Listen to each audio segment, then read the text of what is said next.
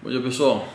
Eu venho hoje bater um papo com vocês acerca das alternativas que as empresas possuem após se utilizarem das prerrogativas da MP 936, ou seja, suspendeu seus funcionários, seus colaboradores no primeiro período de abril, segundo período de maio, ou até reduziu salários e jornadas durante 3 meses e encontra-se sem alternativas, pois a sua atividade ainda não retornou e se vê sem alternativa a não ser o pagamento da folha de pagamento integral por parte da empresa, mesmo sem qualquer tipo de faturamento.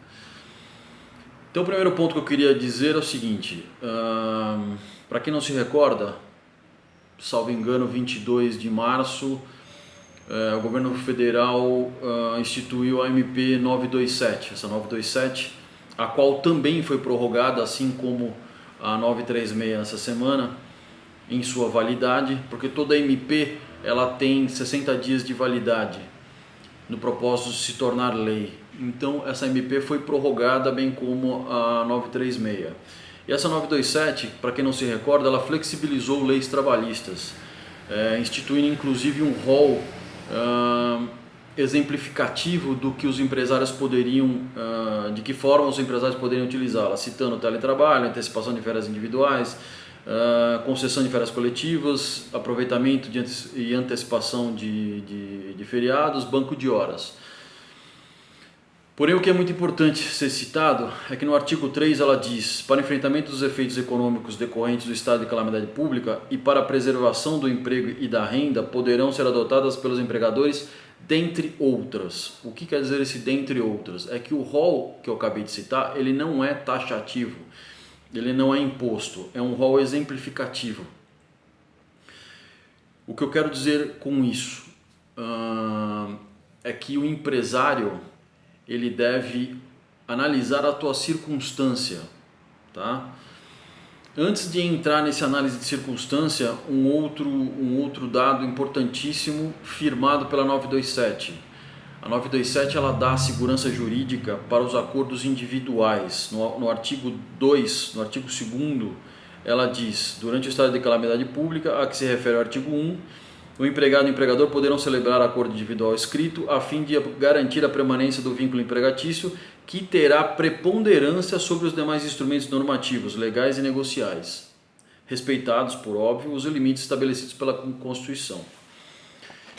Então, ponderando a segurança jurídica para os acordos individuais entre empregado e empregador, o que o empregador deve fazer ele, possuindo a liberalidade de acordar, ele analisar suas circunstâncias. Por exemplo, a empresa tem um custo altíssimo, um exemplo hipotético, de limpeza de uniforme. Ela tem um custo, ela tem um ônus mensal que é alto para ela.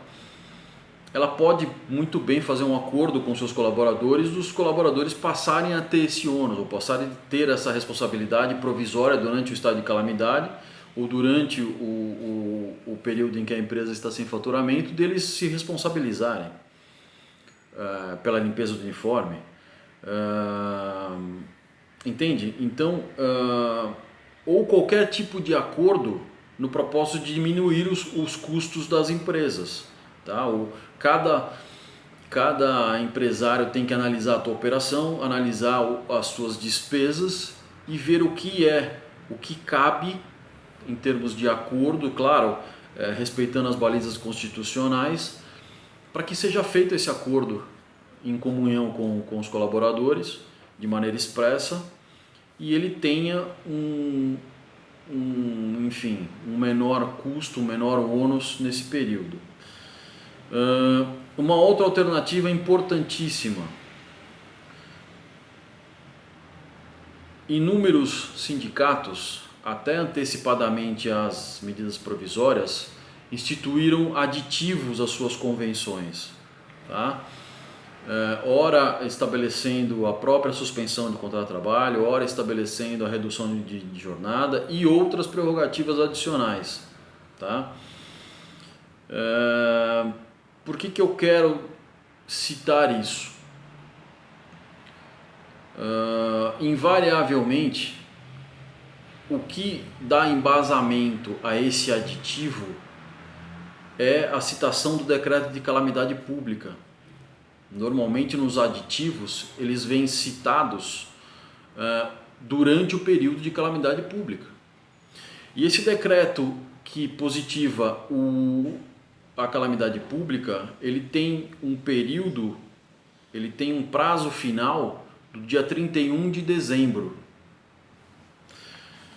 Logo, as prerrogativas que forem oferecidas por convenções coletivas, elas podem e devem ser utilizadas pelos empregados, pelos empregadores, mesmo após a utilização das prerrogativas da MP 936. Então, em termos práticos, eu suspendi os meus colaboradores em abril, primeiro período, suspendi os meus colaboradores em maio, segundo período, utilizando as prerrogativas da 936, comunicando empregador web, eles receberam após 30 dias, ok.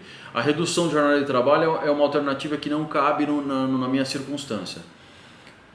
O meu aditivo, a minha convenção sindical, a convenção sindical do meu sindicato, estabeleceu um aditivo o qual ele regulamentou uma suspensão de trabalho, uma suspensão de contrato de trabalho.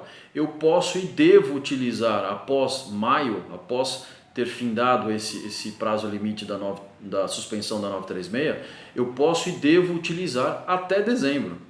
Se não houver nenhum rompimento nesse estado de calamidade, eu posso utilizar até dezembro, seguindo as prerrogativas da convenção sindical e não mais a da MP 936.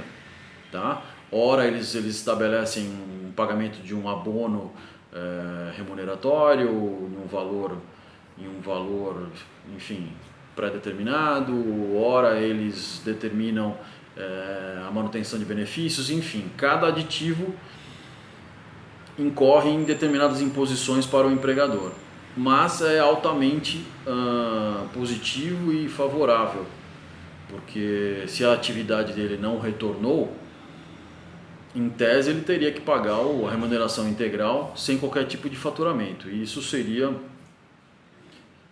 extremamente prejudicial ou significaria a falência de muitas empresas, tá? Por fim, eu tenho notado alguns empresários pensando prematuramente em rescisões contratuais de colaboradores. É isso que me motivou a esse tipo de informação, esse tipo de vídeo, esse tipo